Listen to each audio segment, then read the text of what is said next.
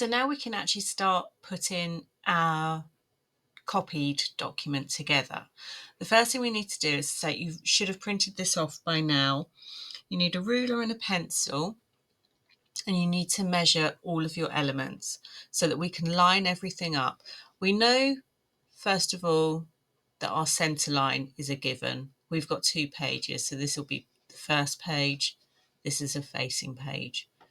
You need to measure from the top of your page to the top of this box, the width of this box, the height of this box, how far it is in from the edge, and how far in this edge is, how far in this line is, how far down it is, how big this is. You know that it's going to take up 2 of your columns, but you need to measure the distances between this paragraph and the bottom of the letters there. You need to measure how far in this is, how far down it is, and how far away it is from this image. Also measure the image so you can make either a image holder box, or you can use your guides, and the same for here. How far in from the bottom is this line? What's the distance here? The distance between these, and distance up from there. It's really useful as well to measure the width of this line, say this line of letters and this line of letters, because we need to try and replicate the font as well as close as possible. Just while we're on this, when you go on to make your personal investigation booklets, lots of people are really scared about using small fonts. We automatically go for about 11, 12. If you actually print this off and look at this font, it's going to be a lot smaller than an 11. So don't be scared to use small fonts. The only time that you should use anything for 11 or above is for headings. So always stick to a smaller one, smaller font for body text.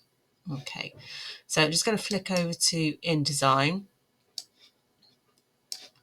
So here I've already got my first part of my page, with this and this. Now I've measured my guides, so I'm just going to hit W, and you can see it's all rather confusing. So images, easy to put in. Those are the images. So you can see that this line here is the bottom of my first image and the top of the other. So that's easy to put in. And now it's down to you to start putting in all of the other elements within the guides that you've created for yourself.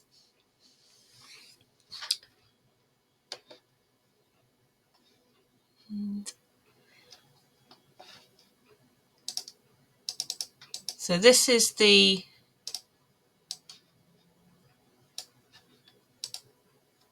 main heading, which I'm going to show you this. So what I'm going to do, so up here is where your fonts are. Go through there. We go back to it. So we can see that it's a serif font because you've got these little flicky bits on there. So if we go now to fonts, we can go to filters, and we can have whichever of those. So I'm going to stick with that one, and that helps you narrow down the fonts that you can choose. You can get more from Adobe. Please don't download any from the internet because it starts getting complicated. If you use any extra fonts, just make sure it's from Adobe, because if you're switching between computers at home, computers at college, it causes all sorts of problems.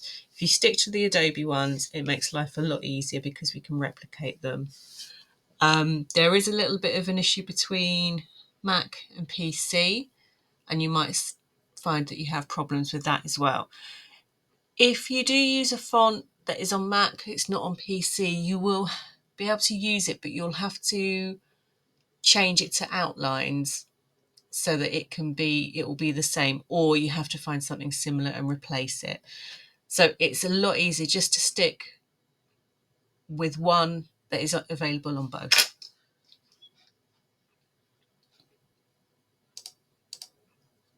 Okay, so I'm going to leave you to put in all of those bits of information. The picture files will be available, and then I'll show you the finished one in a second. So what I haven't actually shown you to do yet is how to create the different layouts of the paragraph. So if you click on your type tool, click and drag, and now you can, I'm just going to fill this with placeholder text. I'm going to change the font so you've got something slightly normal. Okay, so up here you've got your font sizes. Again, don't be scared to use a small font. It's perfectly acceptable within a magazine, newspaper, publication. And then here you've got your different justifications. You can click on those. And then something else that we have used, I'm just going to give my text box a colour so you can see a bit clearer. So I don't want all my text squished up to the very top. So we used it on here. I don't know if you remember. So what we're going to do is try and remember where it was. And again, I can't remember. There we go. Text frame options. Okay. And then under a line, you can have it bottom, center, you can change your spacing, etc. So I'm just going to leave it in the center, and then I'm going to use that. So if we just, now for some reason I've got hyphenation, even though that should have been switched off. So just to remember that we don't want hyphenation. It's horrible, it looks messy, and it doesn't make any sense. So there we go. That keeps it looking a lot tidier. The first thing we want to do, these are all my guides here. I know what they mean. It will probably look rather confusing, but you'll know what your ones mean as well. So to place an image into an InDesign document, there's two ways. You can use a rectangle frame tool and draw that. So from there up, going outside into the bleed. So that gives us the frame.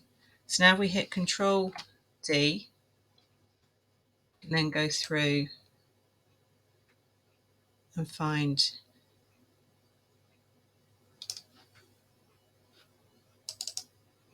the image. So that is too small. So I'm going to grab this. Now I've clicked here, you can see I've got a blue frame. That is the frame, that's not the image. If you double click, you get a brown frame. So now what I'm going to do is I'm going to take that corner there, I'm going to click, I'm going to hold down Shift so it doesn't skew. Oopsie. Drag it up a bit more, and then I can move it to my frame. I think that's about it. So you can So if you can see, I could have it there. It's only going to show this area, because anything outside of the frame isn't going to show up. It's only the content within the frame boundaries that shows. So now if I hit W, you can see that although the image itself actually goes past there, the actual part that's going to be printed is within the blue box. So that's how you insert an image. To insert text, click. I'm going to put mine first one. You can see actually I haven't done a guide for the first line, but let's just do that. I'm going to just fill with placeholder text for now to show you how to do things. Control A, change the font just to something. Don't particularly like that, but it'll do. So on our example, we've got a big capital A there. So we want something similar on ours. So what we need to do is just type paragraph and then here drop cap number of lines. So this is where you would need to measure again. We'll go and have a look. Once you've got your font the right, font the same as this one, you can work out, you can see it's 3 lines there. I haven't got the right font, but this is just to show you 1, 2, 3. There we go. And we wouldn't want it on there. So we can just change it. And there you go. So that's how you do that. Now we have actually got a lot of font text there. So if you're provided with text, because what would be good is to actually type it up in Word, anything that you're putting in, so you can spell check it before you place it in. So what we're going to do is do a linked text box. So you've got a text box here, and we're going to do, actually what I'm just going to do, I'm going to do another one there. And I think